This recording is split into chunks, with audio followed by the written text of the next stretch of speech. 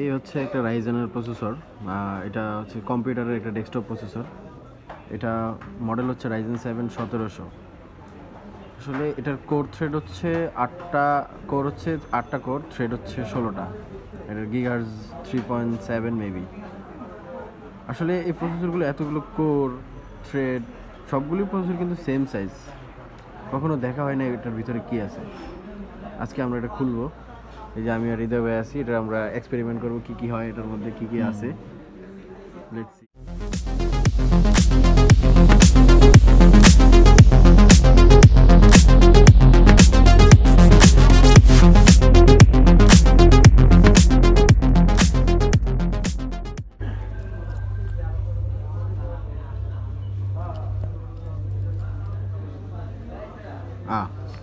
হ্যাঁ হ্যাঁ, চিপটাই ভেঙে গেল।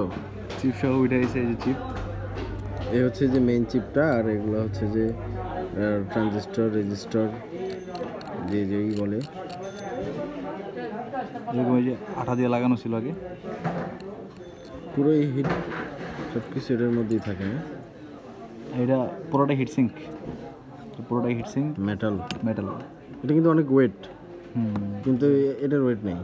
এটা একটা যে ল্যাপটপের, খুবই হালকা, পুরো ল্যাপটপের একটা প্রসেসরের মতো, জাস্ট একটা ল্যাপটপের প্রসেসরের মতো। এখানে একটা চিপ ছিল, চিপটা ভেঙে উঠে আসছে। এই যে চিপ গ্লাসের, এটার অপর পাশে ছিল কাঁচ, কাঁচের একটা চিপ, উপরে কাঁচ থাকে, আর মাঝখান দিয়ে এই যে ওদের টেকনোলজি, কি টেকনোলজি এটা দিয়ে, এগুলো লেয়ার। হ্যাঁ এটা লেয়ার কেমন কাঠের মতো। না না, লেয়ার সব।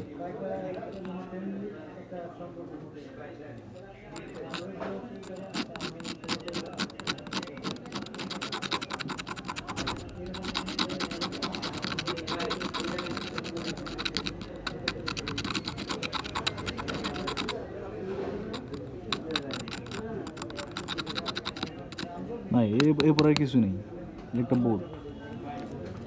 এটা হচ্ছে ওই একটা জাস্ট বোর্ডটা, আর এইটি সব আঠা।